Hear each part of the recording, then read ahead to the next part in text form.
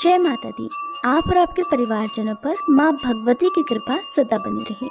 आप सभी को नवरात्रि के चौथे दिन की हार्दिक शुभकामनाएं।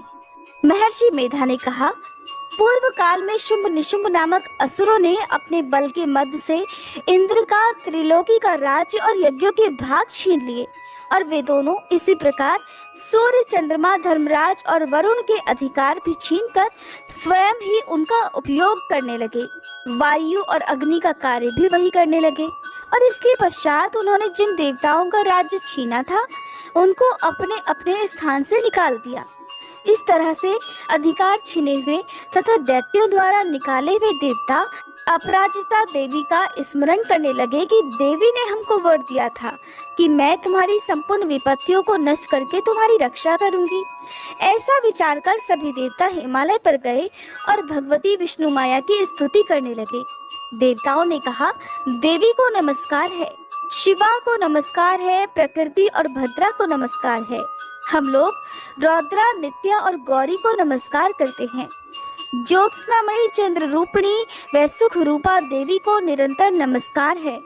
शरणागतों का कल्याण करने वाली वृद्धि और सिद्धि रूपा देवी को हम बार बार नमस्कार करते हैं। और नैऋति राजाओं की लक्ष्मी तथा सर्वाणी को नमस्कार है। दुर्गा को, दुर्ग स्थलों को पार करने वाली दुर्ग पारा को, सारा, सर्वकारिणी, ख्याति, कृष्णा और धूमा देवी को सदैव नमस्कार है। अत्यंत सौम्य तथा अत्यंत रौद्र रूपा को हम नमस्कार करते हैं। उन्हें हमारा बारंबार प्रणाम है। जगत की आधारभूत कृति देवी को बारंबार नमस्कार करते हैं। जिस देवी को प्राणी मात्र विष्णु माया कहते हैं उसको नमस्कार है, उसको नमस्कार है, उसको नमस्कार है। जो देवी संपूर्ण प्राणियों में चेतना कहलाती है उसको नमस्कार है, उसको नमस्कार है, उसको नमस्कार है।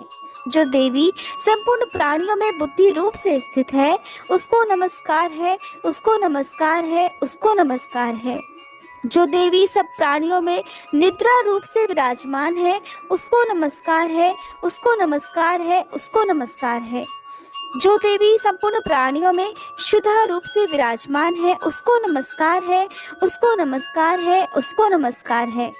जो देवी संपूर्ण प्राणियों में छाया रूप से स्थित है उसको नमस्कार है, उसको नमस्कार है, उसको नमस्कार है। जो देवी सब प्राणियों में शक्ति रूप से स्थित है उसको नमस्कार है, उसको नमस्कार है, उसको नमस्कार है। जो देवी संपूर्ण प्राणियों में तृष्णा रूप से स्थित है उसको नमस्कार है, उसको नमस्कार है। जो देवी सब प्राणियों में शांति रूप से स्थित है, जो देवी सब प्राणियों में जाति रूप से स्थित है, जो देवी सब प्राणियों में लज्जा रूप से स्थित है, जो देवी सब प्राणियों में शक्ति रूप से स्थित है उसको नमस्कार है, उसको नमस्कार है, उसको नमस्कार है। जो देवी संपूर्ण प्राणियों में श्रद्धा रूप से स्थित है, जो देवी संपूर्ण प्राणियों में कांति रूप से स्थित है, जो देवी सब प्राणियों में लक्ष्मी रूप से स्थित है, जो देवी संपूर्ण प्राणियों में वृत्ति रूप से स्थित है, जो देवी सब प्राणियों में स्मृति रूप से विराजमान है उसको नमस्कार है, उसको नमस्कार है, उसको नमस्कार है। जो देवी सब प्राणियों में दया रूप से स्थित है, जो देवी सब प्राणियों में तुष्टि रूप से स्थित है, जो देवी संपूर्ण प्राणियों में मात्र रूप से स्थित है, जो देवी संपूर्ण प्राणियों में भ्रांति रूप से स्थित है, जो देवी संपूर्ण प्राणियों में नित्य व्याप्त रहती है, जो देवी चैतन्य रूप से इस संपूर्ण संसार को व्याप्त करके स्थित है उसको नमस्कार है, उसको नमस्कार है। पूर्व काल में देवताओं ने अपने अभीष्ट फल पाने के लिए जिसकी स्तुति की है और देवराज इंद्र ने बहुत दिनों तक जिसका सेवन किया है वह कल्याण की साधना भूतः ईश्वरी हमारा कल्याण और मंगल करे तथा सारी विपत्तियों को नष्ट कर डाले। असुरों के सताए हुए हम संपूर्ण देवता उस परमेश्वरी को इस समय नमस्कार करते हैं। तथा जो भक्ति पूर्वक स्मरण की जाने पर तुरंत ही सब विपत्तियों को नष्ट कर देती है, वह जगदम्बा इस समय भी हमारा मंगल करके हमारी समस्त विपत्तियों को दूर करे। महर्षि मेधा ने कहा, हे राजन, इस प्रकार जब देवता स्तुति कर रहे थे तो उसी समय पार्वती देवी गंगा जी में स्नान करने के लिए आई। तब उनके शरीर से प्रकट होकर शिवा देवी बोली, शुंभ दैत्य के द्वारा स्वर्ग से निकाले हुए और निशुंभ से हारे हुए ये देवता मेरी ही स्तुति कर रहे हैं। पार्वती जी के शरीर से अंबिका निकली थी, इसलिए उसको संपूर्ण लोकों में कौशिकी कहते हैं। कौशिकी के प्रकट होने के पश्चात पार्वती देवी के शरीर का रंग काला हो गया और वह हिमालय पर रहने वाली कालिका देवी के नाम से प्रसिद्ध हुई। फिर शुंभ और निशुंभ के दूत चंड मुंड वहां आए और उन्होंने परम मनोहर रूप वाली अंबिका देवी को देखा। फिर वह शुंभ के पास जाकर बोले कि महाराज, एक अत्यंत सुंदर स्त्री हिमालय को प्रकाशित कर रही है। वैसा रंग रूप आज तक हमने किसी स्त्री में नहीं देखा। हे असुरेश्वर, आप ये पता लगाएं कि वह कौन है और उसको ग्रहण कर लें। वह स्त्री तो स्त्रियों में रतन है, वह अपनी कांति से दसों दिशाओं को प्रकाशित करती हुई वहां पर स्थित है, इसलिए आपको उसको देखना उचित है। हे प्रभु, तीनों लोकों के हाथी, घोड़े और मणि इत्यादि जितने ही रतन हैं, वह सब इस समय आपके घर में शोभायमान हैं। हाथियों में रत्न रूप ऐरावत हाथी और उच्चैश्रवा नामक घोड़ा तो आप इंद्र से ले आए हैं।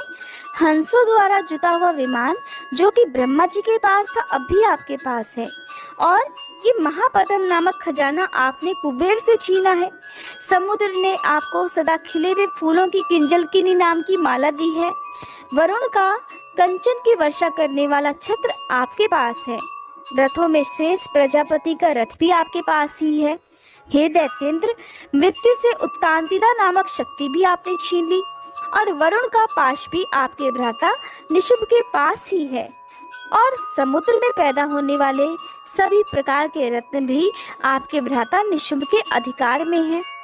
और जो अग्नि में न जल सके ऐसे 2 वस्त्र भी अग्निदेव ने आपको दिए हैं। हे दैत्यराज, इस प्रकार सारी रत्न रूपी वस्तुएं तो आप संग्रह कर चुके हैं, तो फिर आप ये कल्याणमयी स्त्रियों में रतन रूप अनुपम स्त्री क्यों नहीं ग्रहण करते? महर्षि मेधा बोले, चंड मुंड का ये वचन सुनकर कि सुग्रीव को अपना दूत बनाकर देवी के पास भेजा जाए। पहले तो उसको सब कुछ समझा दिया और कहा कि वहां जाकर तुम उसको अच्छे से समझाना और ऐसा प्रयास करना जिससे वह प्रसन्न होकर तुरंत मेरे पास चली आए। भली प्रकार समझा कर कहना। दूत सुग्रीव पर्वत के उस रमणीय भाग में जा पहुंचा जहां वह देवी रहती थी। दूत ने कहा, हे देवी, दैत्यों का राजा शुंभ जो इस समय तीनों लोगों का स्वामी है, मैं उसका दूत हूँ और यहाँ तुम्हारे पास आया हूँ। संपूर्ण देवता उसकी आज्ञा एक स्वर से मानते हैं। अब जो कुछ भी उसने कहला भेजा है वह सुनो।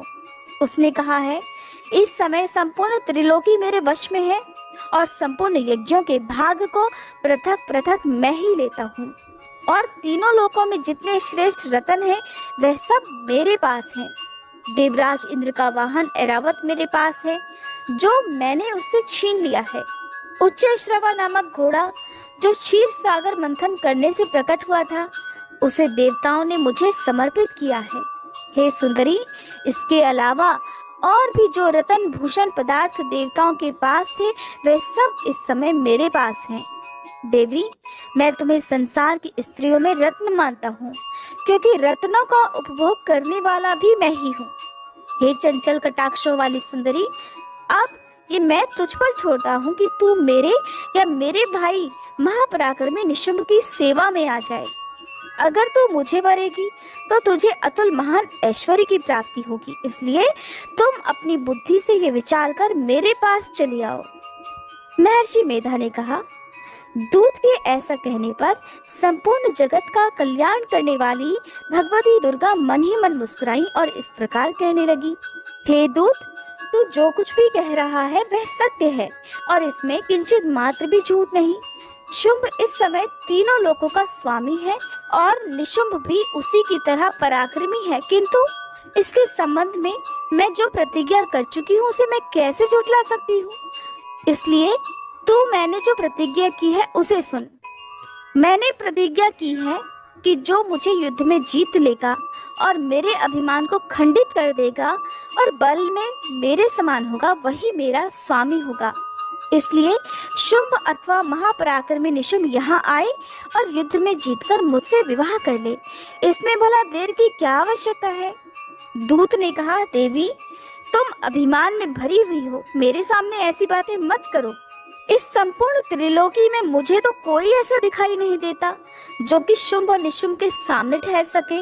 हे देवी, जब अन्य देवताओं में से कोई शुंभ और निशुंभ के सामने युद्ध में ठहर नहीं सकता, तो फिर तुम जैसी स्त्री उसके सामने ये रणभूमि में ठहर सकेगी?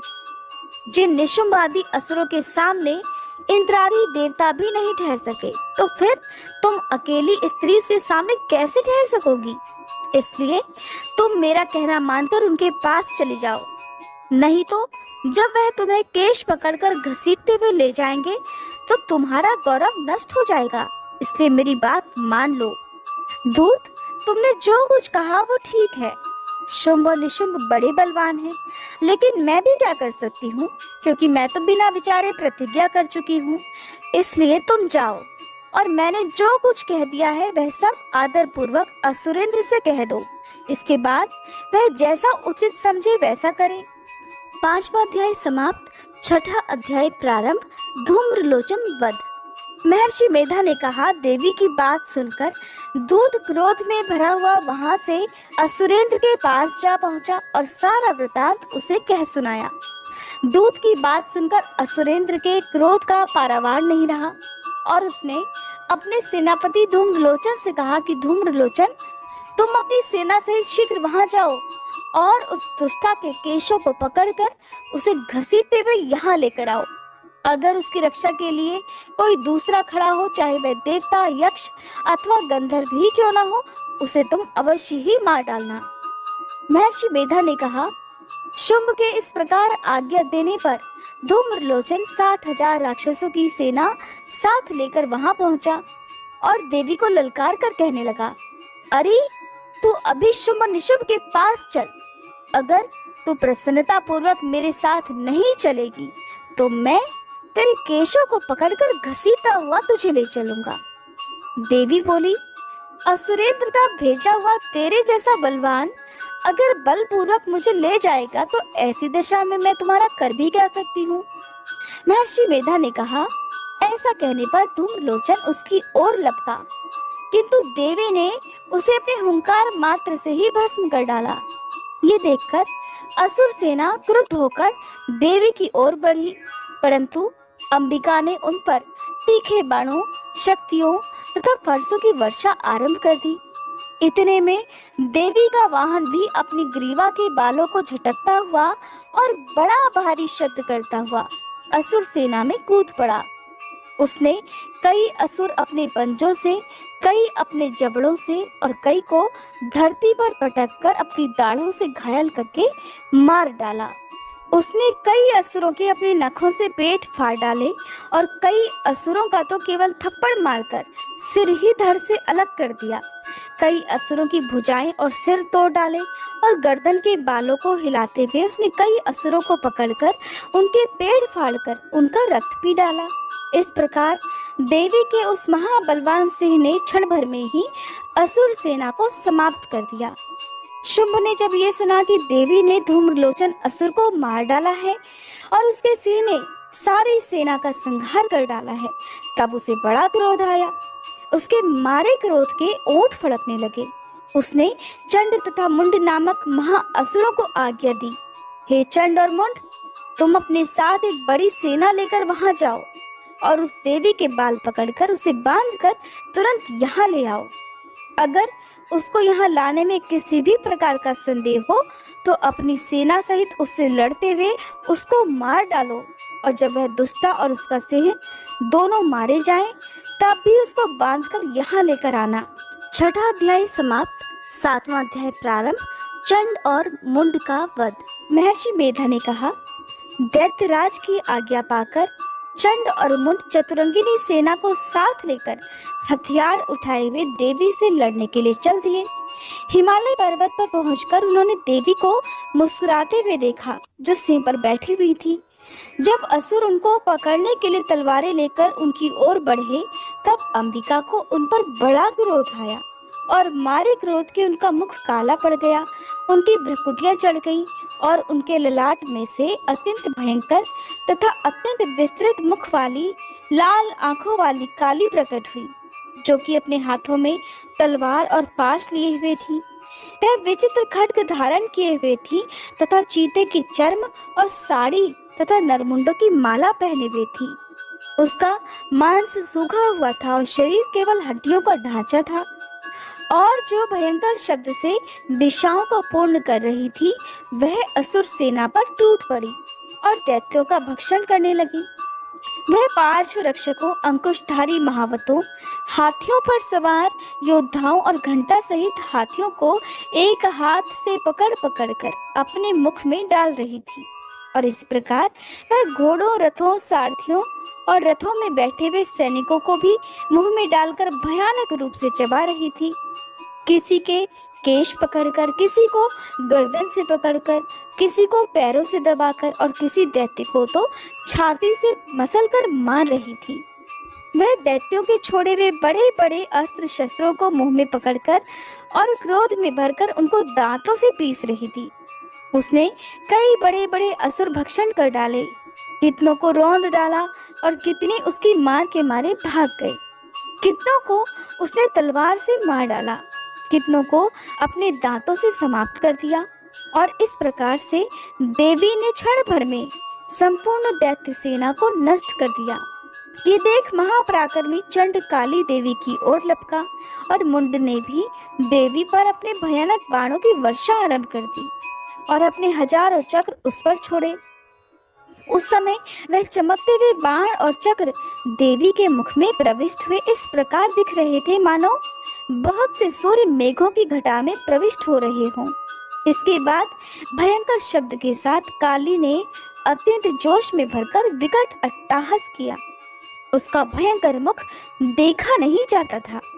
उसके मुख में श्वेत दांतों की पंक्ति चमक रही थी। फिर उसने तलवार हाथ में लेकर हुंकार करके चंड के ऊपर आक्रमण कर दिया और उसके केश पकड़कर उसका सिर काटकर अलग कर दिया।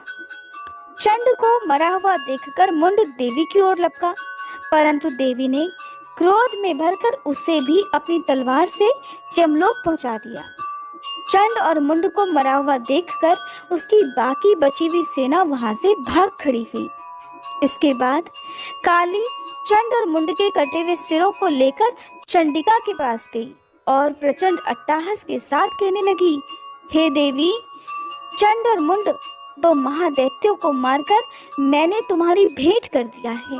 अब शुंभ और निशुंभ का तुमको स्वयं ही वध करना है।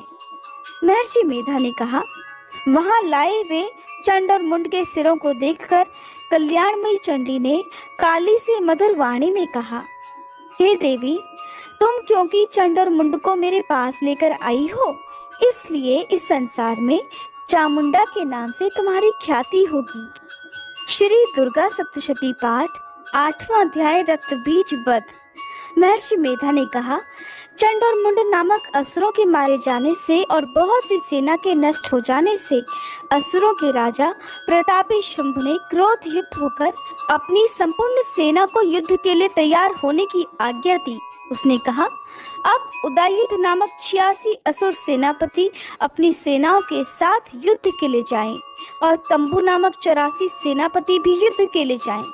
कोटिवीर नामक 50 सेनापति और धम्रकुल नाम के 100 सेनापति भी प्रस्थान करें। कालक, दोहर्द, मौर्य और काल के ये दैत्य भी मेरी आज्ञा से सजकर युद्ध के लिए प्रस्थान करें। भयानक शासन करने वाला असुरों का स्वामी शुंभ इस प्रकार आज्ञा देकर बड़ी सेना के साथ युद्ध करने के लिए चला। उसकी सेना को अपनी ओर आता हुआ देखकर देवी चंडिका ने अपनी धनुष की टंकोर से पृथ्वी और आकाश के बीच का भाग बुझा दिया। राजन, इसके पश्चात देवी के सिंह ने दहाड़ना आरंभ कर दिया। और अंबिका के घंटे के शब्दों ने उस ध्वनि को और भी बढ़ा दिया। धनुष की टंकोर, शेर की दहाड़ और घंटे के शब्द से पृथ्वी और आकाश के बीच का भाग गूंज उठा, और इसके साथ ही देवी ने अपने मुख को और भी अधिक भयानक बना लिया। ऐसे भयंकर शब्द को सुनकर राक्षसी सेना ने देवी तथा सिंह को चारों ओर से घेर लिया। हे राजन, उस समय दैत्यों के नाश के लिए और देवताओं के हित के लिए ब्रह्मा, शिव, कार्तिकेय, विष्णु तथा इंद्र आदि देवों की शक्तियां, जो अत्यंत पराक्रम और बल से संपन्न थी, उनके शरीर से निकलकर उसी रूप में चंडिका देवी के पास गई। जिस देवता का जैसा रूप था, जैसे आभूषण थे, जैसा वाहन था, वैसा ही रूप, आभूषण और वाहन लेकर उन देवताओं की शक्तियां दैत्यों से युद्ध करने के लिए आईं। हंस युक्त विमान में बैठकर और रुद्राक्ष की माला तथा कमंडल धारण करके श्री ब्रह्मा जी की शक्ति आई। वृषभ पर सवार होकर, हाथ में त्रिशूल लेकर, महानाग का कंकण पहनकर और चंद्र रेखा से भूषित होकर भगवान शंकर की शक्ति माहेश्वरी आई। और मोर पर आरूढ़ होकर, हाथ में शक्ति लिए दैत्यों से युद्ध करने के लिए कार्तिकेय जी की शक्ति उन्हीं का रूप धारण करके आई। भगवान विष्णु की शक्ति गरुड़ पर सवार होकर शंख, चक्र, शांग, गदा, धनुष तथा खड्ग हाथ में लिए हुए आई। श्री हरि की शक्ति वाराही वराह का शरीर धारण करके आई, और नरसिंह के समान शरीर धारण करके उनकी शक्ति नारसिंह भी आई। उसकी गर्दन के झटकों से आकाश के तारे टूट पड़ते थे। और इसी प्रकार देवराज इंद्र की शक्ति ऐन्द्री भी ऐरावत के ऊपर सवार होकर आई। इसके पश्चात इन देव शक्तियों से घिरे हुए भगवान शंकर ने देवी चंडिका से कहा, देवी, मेरी प्रसन्नता के लिए तुम शीघ्र ही इन असुरों को मारो। इसके पश्चात देवी के शरीर में से अत्यंत उग्र रूप वाली और सैकड़ों गीदड़ियों के समान आवाज करने वाली चंडिका शक्ति प्रकट हुई। और उस अपराजिता देवी ने तब धूमिल जटा वाले भगवान शंकर जी से कहा, हे प्रभु, आप मेरी ओर से दूत बनकर शुंभ निशुंभ के पास जाइए और उन अत्यंत गर्वीले दैत्यों से कहिए तथा उनके अलावा और जो भी दैत्य वहां युद्ध करने के लिए उपस्थित हो उनसे भी कहिए, जो तुम्हें अपने जीवित रहने की इच्छा हो तो त्रिलोकी का राज इंद्र को दे दो। देवताओं को उनका यज्ञ भाग मिलना आरंभ हो जाए और तुम पाताल को लौट जाओ। किंतु अगर बल के गर्व से तुम्हारी लड़ने की इच्छा है तो फिर आ जाओ, तुम्हारे मांस से मेरी योगिनियां तृप्त होंगी। क्योंकि उस देवी ने भगवान शंकर को दूत के रूप में नियुक्त किया था, इसलिए वह संसार में शिवदूती के नाम से विख्यात हुई। भगवान शंकर से देवी का संदेश पाकर उन दैत्यों के क्रोध का कोई आर पार नहीं रहा, और वह जिस स्थान पर देवी विराजमान थी वहां पर पहुंच गए। वहां पर पहुंचे तो जाते के साथ ही उस पर बाणों और शक्तियों की वर्षा करने लगे। देवी ने उनके फेंके हुए बाणों, शक्तियों, त्रिशूल और फरसों को अपने बाणों से काट डाला, और काली देवी उस देवी के साथ आगे खड़ी होकर शत्रुओं को त्रिशूल से विदीर्ण करने लगी तथा खड्गवांग से कुचलने लगी। ब्रह्माणी जिस तरफ दौड़ती थी उसी तरफ अपने कमंडलू का जल छिड़ककर दैत्यों के वीर्य और बल को नष्ट कर देती थी। और इसी प्रकार माहेश्वरी त्रिशूल से, वैष्णवी चक्र से और अत्यंत कोप वाली कुमारी शक्ति द्वारा असुरों को मार रही थी। और ऐन्द्री के बाजू के प्रहार से सैकड़ों दैत्य रक्त की नदियां बहाते हुए पृथ्वी पर सो गए। वाराही ने कितने ही राक्षसों को अपनी थूथन द्वारा मृत्यु के घाट उतार दिया। दाढ़ों के अग्रभाग से कितने ही राक्षसों की छाती को चीर डाला, और चक्र की चोट से कितनों ही को विदीर्ण करके धरती पर डाल दिया।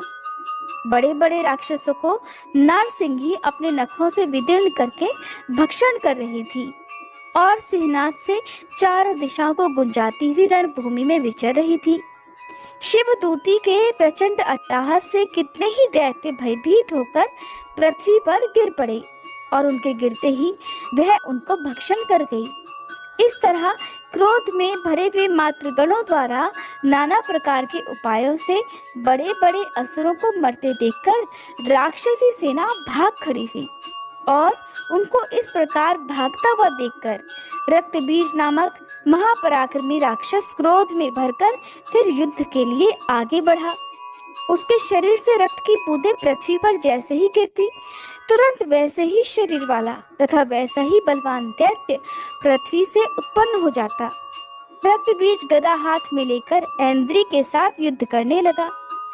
जब ऐन्द्री शक्ति ने अपने वज्र से उसको मारा तो घायल होने के कारण उसके शरीर से बहुत सा रक्त बहने लगा और उसकी प्रत्येक बूंद से उसके ही समान बलवान तथा महापराक्रमी दैत्य भयंकर रूप से वहां प्रकट हो गए।